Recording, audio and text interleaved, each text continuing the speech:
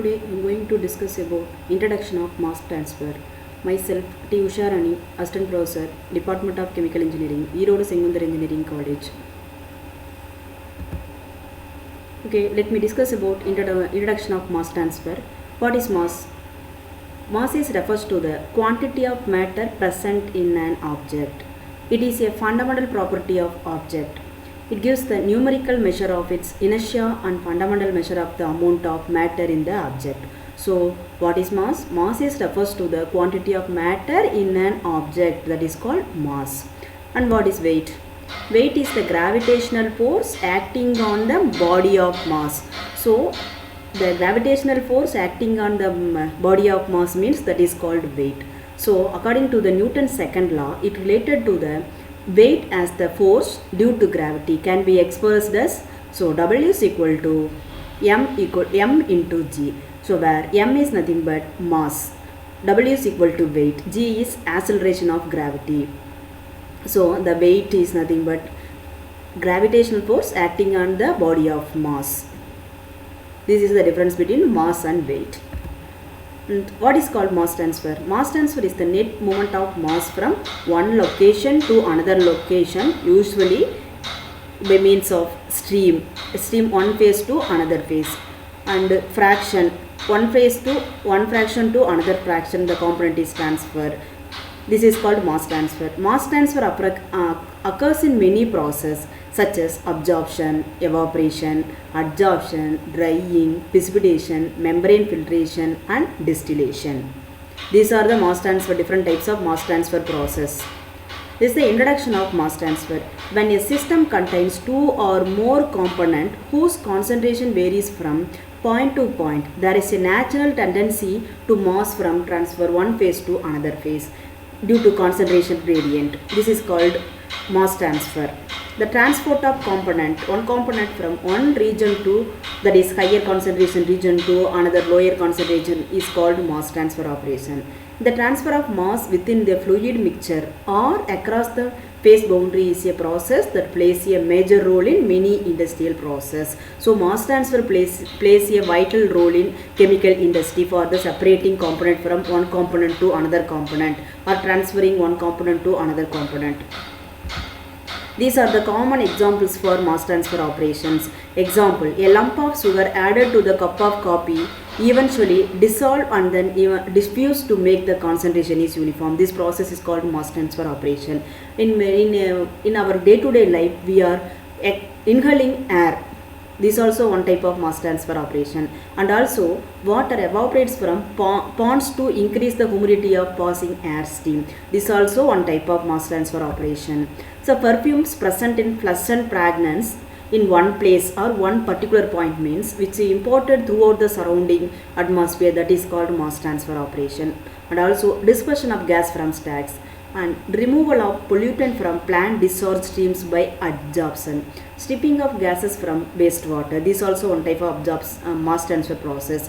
Neutron diffusion within a nuclear reactor. This process also mass transfer operation process. Air conditioning process also mass transfer operations. Some of the common examples of mass transfer process are the evaporation of water from pond to the atmosphere. This is called one type of mass transfer. Here what will happen? The moisture content is transferred to liquid phase to gas phase. That is called one type of mass transfer. The purification of blood in the kidneys and liver. This is also one type of mass transfer operation. And distillation of alcohol. This process is also based on the boiling point difference. The components were separated. And industrial process, mass transfer operations include separation of chemical components using distillation columns, absorbers such as scrubbers, adsorbers, activated carbon beds and liquid extraction. These processes are mainly used for chemical industries. A number of unit operations are carried out in chemical engineering applications which do not involve the chemical reaction. For mass transfer operation, only separation of the component which do not involve the chemical reactions. So, these operations are carried out for separating either a component by mechanical means, like mechanical operation means screening, filtration, salting or increasing its concentration in a mixture. What is the definition of the mass transfer means? Mass transfer is transfer of mass from one phase to another phase is called mass transfer operation. So one phase to another phase. So one example we are taking pond water to increase the moisture content of the atmospheric air. This is the classification of mass transfer operation. There are three types of mass transfer operation is there. One is gas liquid operation. In this operation, gas phase and liquid phase is involving. We are removing the gas phase component to liquid phase, dissolving into liquid phase, or liquid to gas. There are two separation only possible. In this process only two phases are involved. One is gas and another one is liquid. Then second operation, liquid extraction. In this process only two liquid phases are involving. And then third one is fluid solid. Here three phases are involving: solid phase, liquid phase and gaseous phase also involving. There are three classification of mass transfer operations is there. One is gas liquid operation, fluid solid, and so that fluid solid means it is solid, liquid, gas. Three operations are involved. Three phases are involving in this operation. So in gas liquid operations, example absorption, desorption, humidification, dehumidification, distillation. These are the gas liquid operations. What is absorption? So absorption is nothing but transfer of solute from a gas mixture to solvent. This is called absorption. Example, you are removing the ammonia from byproduct of coke oven gas using water. So here water is a solvent, the solute is the ammonia. So here what will happen? Ammonia gas. We are removing the industries from chimneys, we are removing coke oven gas. That coke oven gas we are passing to the solvent. Here what solvent is taken? Water. In water, that ammonia only dissolved and the remaining gases are escaping. So what will happen? Ammonia water solution will be formed. This process is known as absorption process. In this absorption there are two phases only involving. One is gas, another one is liquid. Then desorption. This is the reverse of absorption process. So reverse process of absorption, that is liquid component having solute, and the solute we are passing the air to absorb the ammonia. So this process is reverse of the absorption process. Example, removal of ammonia from ammonia water solution using air. This is the desorption process. Humidification. Here transfer of liquid to gas phase. Example, contacting dry gas with pure liquid. So here one is gas phase, another one is liquid. So here transfer of liquid to gas phase. Example, contacting dry air. Dry air is contact to liquid. What will happen? The dry gas is humidified. So this process will take place, that is the humidification process. Then next, dehumidification. Transfer of a vapor component from gas vapor mixture to a liquid phase by contacting them. Example, transferring water vapor from air water vapor mixture to liquid water. The next, distillation. This method is separating the component in a liquid mixture by distribution of substance between gas and liquid phase is known as distillation. So simply distillation is nothing but a separation of the component based on the boiling point difference. This method is separation depend on the relative volatility and cases where all components are present in both the phases. Example, separation of petroleum products by application of heat. The distillation column is majorly used for petroleum refinery industries. This next operation is liquid operation. Only one operation is liquid operation for mass transfer, that is extraction. Separation of a component solute from a liquid mixture using another insoluble or partially miscible solvent is known as extraction. Two phases are available: extracting solvent, rich phase extract, residual solvent phase is raffinate. So example, separation of dioxin from water, dioxin solution using benzene as a solvent. Here two solvent is involving, one is water, another one is benzene. Benzene is a extracting solvent. We are extracting dioxin from water using benzene. This process is nothing but extraction process. So next, solid liquid gas. There is fluid solid gas operations. So drying. What will happen? Removal of moisture from a substance, that is example, removal of water from cloth, paper. This process carried out drying operation. Adsorption. This majorly involved for the wastewater treatment. Adsorption involves contact of solid with either liquid phase, maybe a gas phase mixture in which specific substance from the mixture concentrate on the solid surface. Adsorption involving only surface phenomena. Here removal of color from solutions using activated carbon. Next, leaching. Separating soluble solute from a solid mixture by contacting it with a solvent is known as leaching. Example, we are separation of oil from oil seeds using hexane. Here hexane is a solvent, oil seed is a solid phase and oil is liquid phase. Both two phases are involving. Crystallization. The process of forming solid particle within the homogeneous phase. This is very important, homogeneous phase. The process of forming solid particles within the homogeneous phase. The formation of, example, this crystallization process is mainly carried out in sugar industry. The formation of crystals of sugar from a concentrated sugar solutions by maybe cooling or evaporation, or both cooling and evaporation will taken. It will formed suddenly crystals.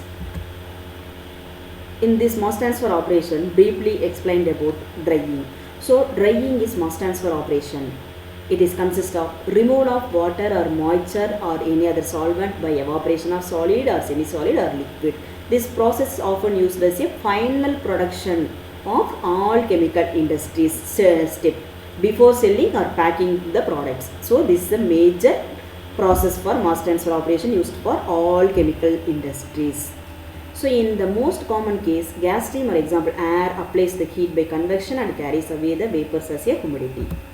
So another possibilities are vacuum drying. Vacuum drying, where it is used for pharma industries, vacuum drying process is used for heat sensitive materials, where heat is supplied by conduction or radiation, while the vapor thus produced is removed by vacuum system. Another indirect technique is drum drying, where it is used for instant manufacturing of potato chips or flakes, where heated surface is used to provide the heat energy and aspirators draw the vapors outside the drum.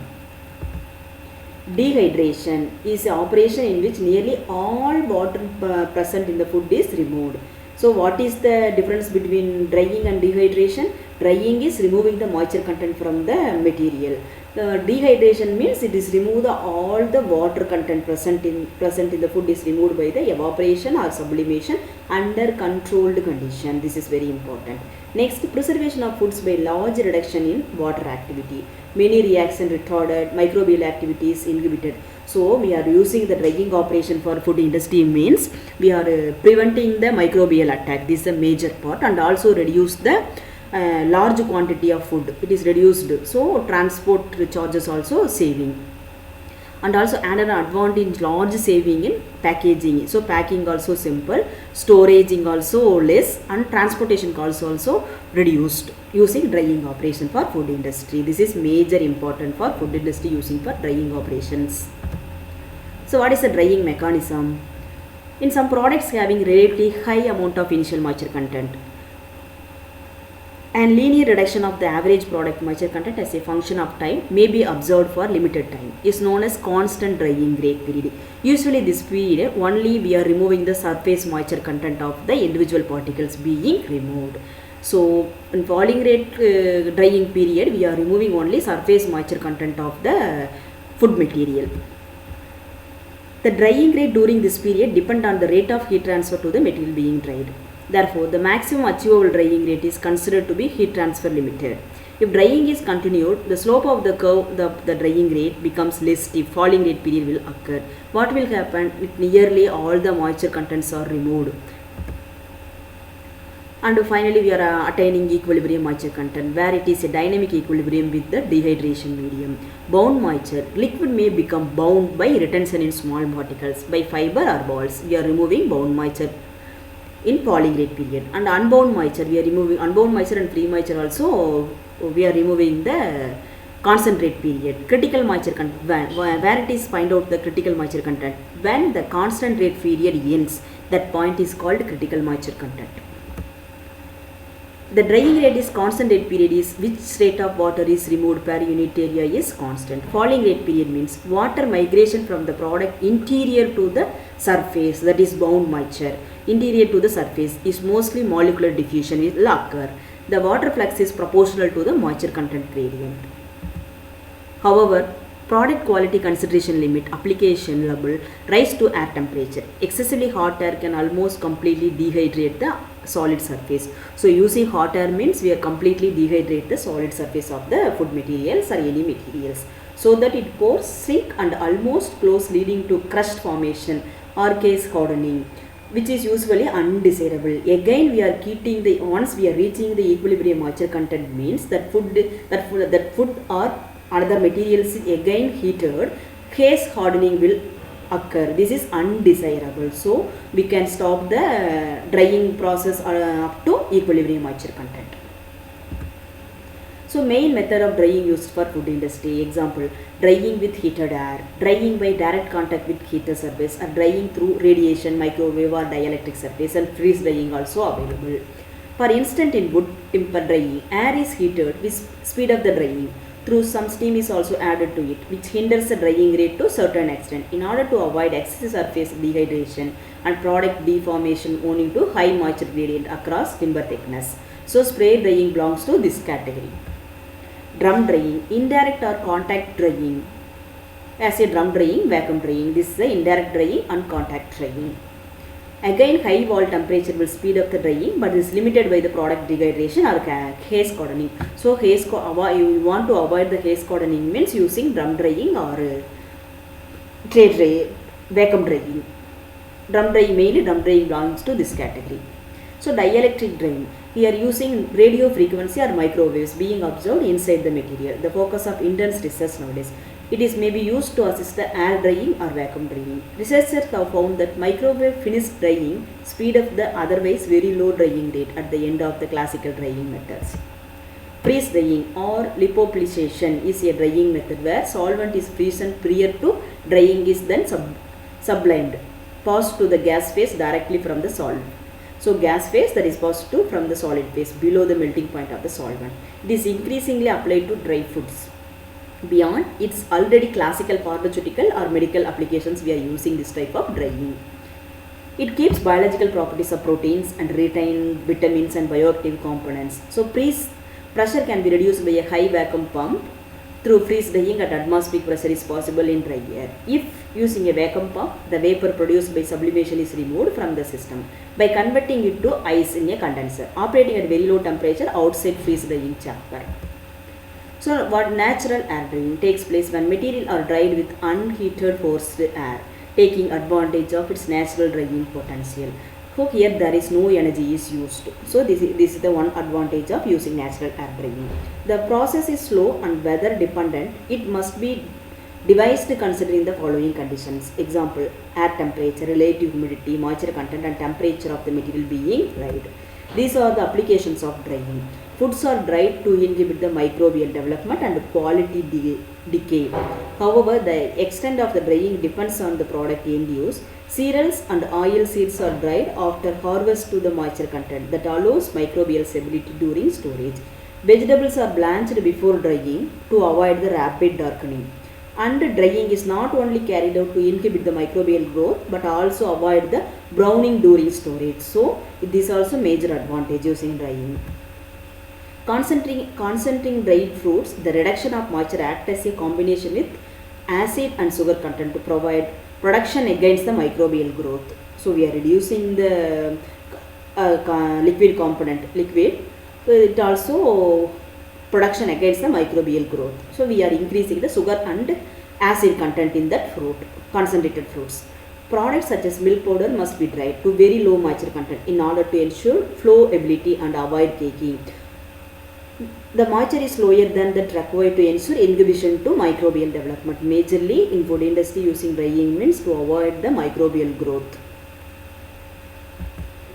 Other products, crackers, are dried beyond the microbial growth and restored to confer the crispy texture which is linked by consumers. Among non-food products, those that require considerable drying are wood, paper, washing paper. The first two owing to their organic origins may be developed more insufficiently dried. Another benefit of drying is reduction of volume and weight. This is the major advantage.